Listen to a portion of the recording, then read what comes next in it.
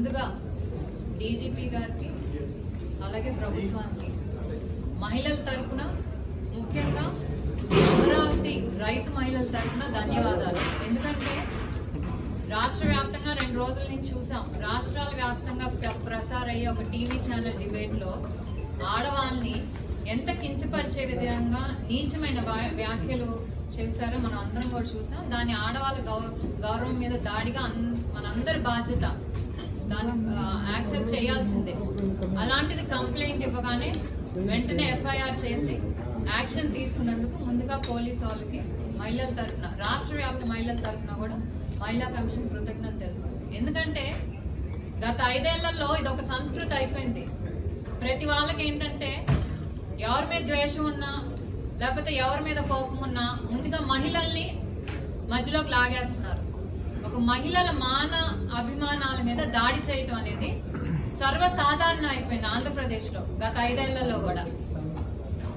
చెప్పేది ఏంటంటే మహిళా కమిషన్గా ప్రతి ఒక్కరు కూడా గుర్తుంచుకోవాల్సింది ఏంటంటే మనకి మన మగతనం చూపించుకోవడానికి ఆడది కావాలి, చేతగానితనం కప్పిపుచ్చుకోవడానికి ఆడది కావాలి. అలాగే రాజకీయంగా ఒకరి మీద ఒక ద్వేషం ఉంటేనో, ఒక పార్టీ మీద ద్వేషం ఉంటేనో వాళ్ళని కించపరచాలంటే ఆడవాళ్ళని, అలాగే నాయకులు ఆడవాళ్ళని మధ్యలోకి తీసుకొస్తున్నారు. ఇది ఎంతవరకు సమంజసం? ఏం తప్పు చేశారు? వాళ్ళ ఇళ్లలో కూర్చున్న ఆడవాళ్ళు వాళ్ళ పని వాళ్ళు చేసుకుంటున్నారు. మీ రాజకీయ దురుద్దేశాల కోసం ఒక ప్రాంతం మీద ద్వేషంతోనో, ఒక మనిషి మీద ద్వేషంతోనో ఆడవాళ్ళకి కించపరిచడం అనేది యాక్సెప్టబుల్ కాదు. ఇది ఒక నీచ సంస్కృతికి తెరలేపారు గత 5 ఏళ్ల కాలంలో. ఇప్పుడు ఇది జరుగుతుందంటే, ప్రభుత్వం మారాక ఇది జరుగుతుందంటే, ఎందుకంటే గత 5 ఏళ్లలో శిక్ష పడలేదు వాళ్ళకి, ఎవరు కూడా శిక్ష పడలేదు. ఇష్టం వచ్చినట్టు ఏదైతే కొన్ని రాజకీయ పార్టీల ముసుగులో కొన్ని మీడియా ఛానల్స్ ఏవైతే ఉన్నాయో వాళ్ళందరూ కూడా ఇష్టం వచ్చినట్టు మాట్లాడారు. కానీ ఎవరు యాక్షన్ తీసుకోవాలి. అప్పుడు ప్రభుత్వం కానివ్వండి, మహిళా కమిషన్ కానీ ఎవరు యాక్షన్ తీసుకోవాలి.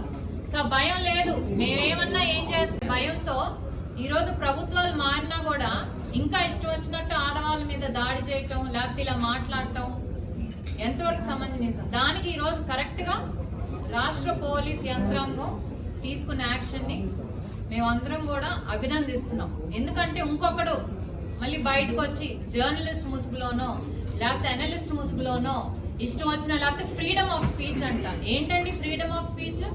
ఫ్రీడమ్ ఆఫ్ స్పీచ్ అంటే ఇష్టం వచ్చినట్టు మాట్లాడతారు ఆడవాళ్ళ మీద. ఇదే మాట మీ ఇంట్లో ఆడవాళ్ళ మీద అంటే మేము ఫ్రీడమ్ ఆఫ్ స్పీచ్ అంటే మీరు ఊరుకుంటారా? ఊరుకోరు కదా. అలాంటిది మూకుమ్మడిగా మహిళల్ని, రాజధాని అంటే అది ఆంధ్రప్రదేశ్ రాజధాని అండి, కేవలం అమరావతికి సంబంధించో గుంటూరు కృష్ణా జిల్లాకు సంబంధించో కాదు, ఆంధ్ర రాష్ట్ర రాజధాని. మీరు క్యాపిటల్ ఆఫ్ ఆ పదం వాడలేను, వేశ్యల రాజధాని అన్నారంటే మీరు రాష్ట్రంలో ఉన్న మహిళలందరినీ అవమానించారు. అది మీరు గుర్తుపెట్టుకోవాలి. పైగా అపాలజీ చెప్పారు. ఏం అపాలజీ చెప్పారండి? అది సిన్సియర్ అపాలజీ కాదు. ఏదైతే మళ్ళీ వచ్చి మీరు మీడియా ముందుకు వచ్చి ఏదైతే మాట్లాడారో అది సిన్సియర్ అపాలజీ, మనస్ఫూర్తిగా చెప్పిన క్షమాపణ అని మాకు ఎవ్వరికీ అనిపించలేదు. పైగా ఇంకా వెటకారంగా మాకు ఫ్రీడమ్ ఆఫ్ స్పీచ్ ఉంది, దీన్ని వేరే ఛానల్స్ అందరిలో తిప్పి ఇంకా దాన్ని పెద్ద ఇష్యూ చేస్తున్నారు, వాళ్ళకి అమరావతి మీద ప్రేమ లేదా, పైగా క్షమాపణ కూడా చెప్పలేదు ఆడవాళ్ళకి. బాధపడ్డారంటే క్షమాపణ చేస్తాను, కానీ మా యాజమాన్యం బాధపడుతుంది మా వల్ల కాబట్టి వాళ్ళకి క్షమాపణ చెప్తా అంటే వాడు ఎంత అహంకారమో చూడండి ఆ ఛానల్ వాళ్ళకి.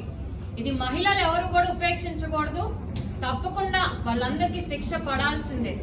అలాగే అంటే ఒక ట్వీట్ పెట్టు ఇన్సిడెంట్ జరిగింది అవుతుంది, ఇది మా నోటీస్కే వచ్చింది. దాన్ని ఆ రోజే మేము సుమోటోగా తీసుకొని 2 రోజుల నుంచి ఆఫీస్ వర్క్ చేస్తూనే ఉంది. దీన్ని ఎలా తీసుకెళ్ళాలి, ఎందుకంటే లూప్ హోల్స్ అనేది లేకుండా చేస్తూనే ఉన్నాం. అందుకని ఈ రోజు ప్రెస్ మీట్ పెట్టాల్సి వచ్చింది 2 డేస్ ముందు కంటే. ఎందుకంటే ఏ మనస్సాక్షి ఉన్న వాళ్ళు ఎవరైనా సరే ఆ వ్యాఖ్యల్ని సమర్థించరు. ప్రతి ఒక్కరు కూడా రాష్ట్ర వ్యాప్తంగా, దేశవ్యాప్తంగానే ఎక్కడైనా తెలుగు వాళ్ళు ఉన్నారో అందరూ కూడా నిరసనలు తెలిపారు, ఇర్రెస్పెక్టివ్ ఆఫ్ పార్టీస్. ఇదంతా ఇంకోటి కూడా చూస్తే మన మహిళల ఇష్యూ మెయిన్ హైలైట్ అని కాబట్టి కమ్యూనల్ ఇష్యూస్ కూడా తీసుకొచ్చాడు. రాజధాని ఏంటి, అలా ముస్లిం దేవుడు అనుకోవాలా?